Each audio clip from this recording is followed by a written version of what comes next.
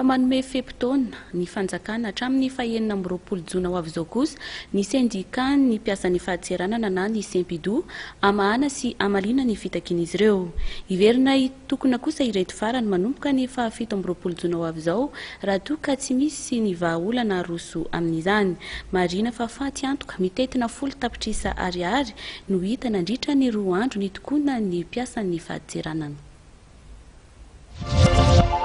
Itsahatra ny fitokona ampiasan'ny fahatseranana mandra-pahatonga ny fetim-pirenena amin'ny 9 amby roapolo jona ho avy izao raha nitatitra nataon'izy ireo androany.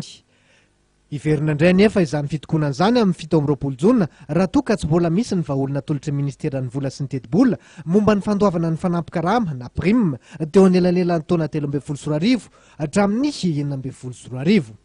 Taorian'ny fianandro tonta dia nanome toky ny ministeran'ny vola sy ny teti-bola fa ho tanterahana ny fitakin'ny mpiasan'ny fahatseranana raha toa ka manara-dalàna izy ireo. Hodiniana nefa ny antony tsy nandoavana io fanampin-karama io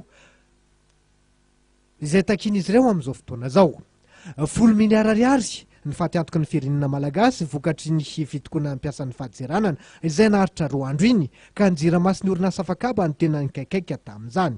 Entitra izy ireo raha nanambara fa tsy tokony ararotina ny fahatsorany.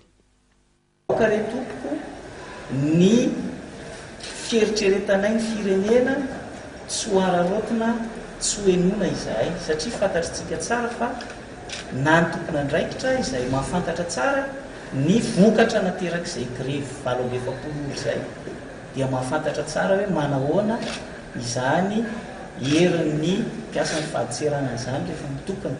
Ka engany mba tsy ho tonga any amin'ny grevy lava reny izy ity fa mba ahita vahaolana zany tompona andraikitra ao anatin'izay fotoana nomenay izay lavalava ihany satria ray volana dia iverina fa mba hitady an'izay vahaolana izay ry zareo zany.